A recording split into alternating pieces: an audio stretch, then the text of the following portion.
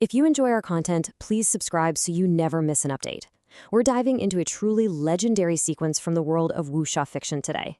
It's an incredible explainer that takes us from the gritty, blood-soaked walls of a desperate war zone all the way to a surreal, serene scene deep out in nature.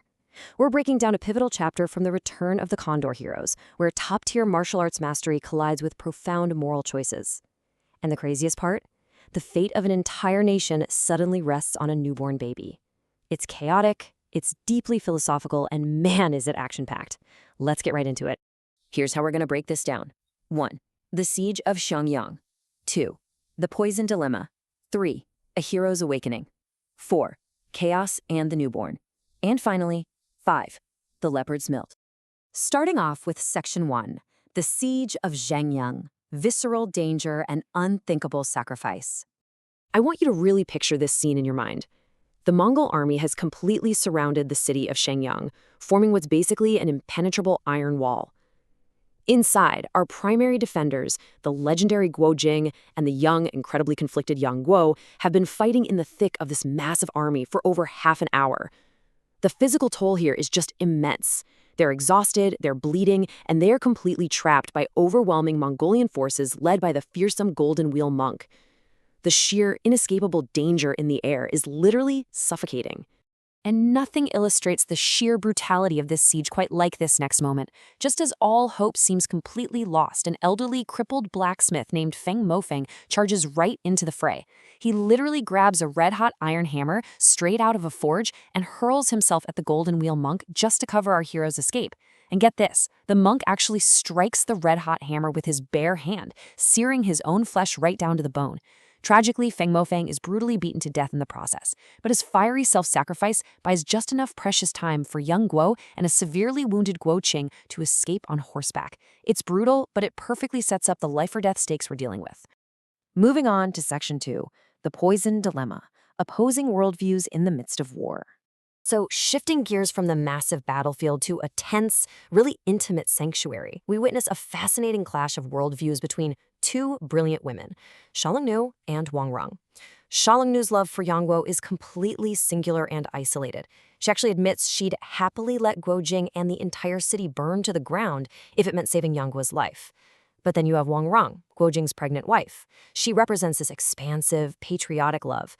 Recognizing Yang Guo's heroism, she secretly offers Xiangyang her own severed head to use as a bargaining chip for a cure, provided Xiangyang helps protect the city first. It's just this incredible, raw contrast between personal desire and selfless duty.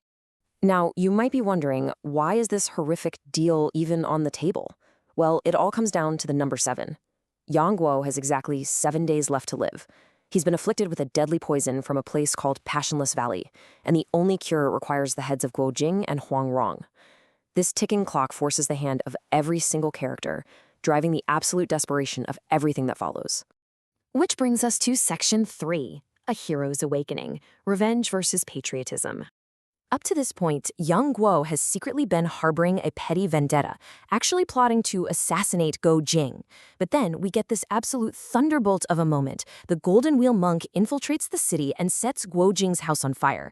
As the flames are literally closing in, Guo Jing pushes his heavily pregnant wife away. He commands her to leave him behind and prioritize the city's defense, shouting, "State affairs take precedence." He's literally willing to burn alive rather than compromise the nation's survival. You can imagine how this hits Yang Guo. Hearing this incredibly selfless declaration completely shatters his entire worldview. Suddenly, he recognizes the utter pettiness of his own revenge. He remembers the childhood lessons Huang Rong taught him about sacrifice for a just cause. In a single flash, he casts aside his grudges entirely. Realizing he only has a few days left to live anyway, he decides to commit his dying moments to defending the country. He draws his sword, steps right into the flames, and confronts the invading monk to protect the very man he originally came to kill. Talk about a massive character shift. That kicks off Section 4, Chaos and the Newborn, the ultimate package delivery. Right as this fight kicks off, Huang Rong goes into premature labor. The timeline of this chase is just wild. Minute 1, the baby girl, Guo Xiang, is born prematurely right in the middle of a burning building. Then, a dizzying mid-air battle over the newborn erupts. Yang Guo and Xiangyang are fighting the monk. Around minute 5, the monk actually snatches the baby mid-air using his flying iron wheels. Yang Guo manages to intercept it, but then, out of nowhere at minute 10, the venomous assassin Mochou arrives, intercepts the baby herself, and takes off. What follows by minute 15 is a frantic, chaotic, three-way rooftop and wildlands chase out of the city. The baby is literally changing hands like a football in a deadly free-for-all brawl. As they chase Mochou deep into the wilderness, Yang Guo really proves that true martial arts mastery is just as much about tactical brilliance as it is physical brawn. Check out this trap he sets. First, he lures an enemy combatant into a narrow, dark cave. Then, he steals some of Mochou's own poison needles, plants them points up in the dirt, and camouflages them with sand. Finally, he fakes a retreat. The enemy charges in, steps right on the needles, and is instantly poisoned.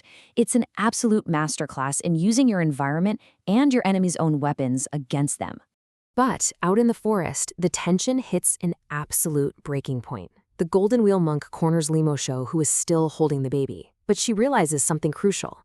The monk wants to use the baby as a hostage against Guo Xiang, meaning he won't dare hurt it. So what does she do? She literally uses the newborn as a human shield.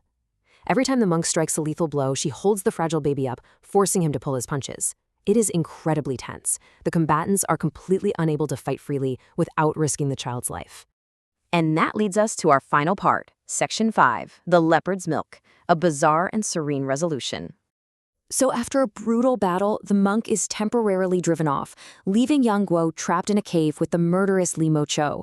But then, the baby starts crying. She's starving. And the poetic irony here is just beautiful. This newborn's most basic, primal human need completely derails a lethal martial arts pursuit. These bitter, bloodthirsty enemies look at each other and realize, well, they have to pause their deathmatch just to find this baby some food. And this next scene brilliantly captures their strange, temporary alliance. They wander into the forest and are suddenly attacked by a fierce mother leopard. But instead of killing it, Yang Guo uses his high-level martial arts to physically wrestle the beast into submission. Mochou then uses tree bark to bind the leopard's legs. Next, this terrifying venomous assassin gently holds the newborn baby up to the subdued leopard so she can nurse. The bloodthirsty warriors just sit back and watch the baby feed.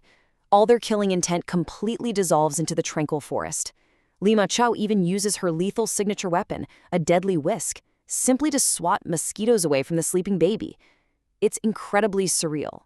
This all sequence connects so perfectly back to the very essence of Wuxia. It's not just about the fighting, you know? The combat is deeply, deeply intertwined with spiritual states and moral dilemmas. Here, martial arts are really just an extension of the character's humanity. A red-hot hammer represents ultimate sacrifice, a burning building sparks a powerful patriotic awakening, and a deadly assassin's whisk becomes a tool of gentle, maternal care. So I'll leave you with this final thought to ponder. When bitter, lifelong enemies can pause their blades, set aside their grudges, and literally wrestle a leopard just to satisfy a child's hunger, what does it truly mean to be a hero in a world of chaos? It's a profound question that lies right at the heart of this incredible story. That's all for today's explainer. I really hope this deep dive into the world of Wuxia leaves you as fascinated by these legends as I am. Keep exploring, and I'll see you on the next one.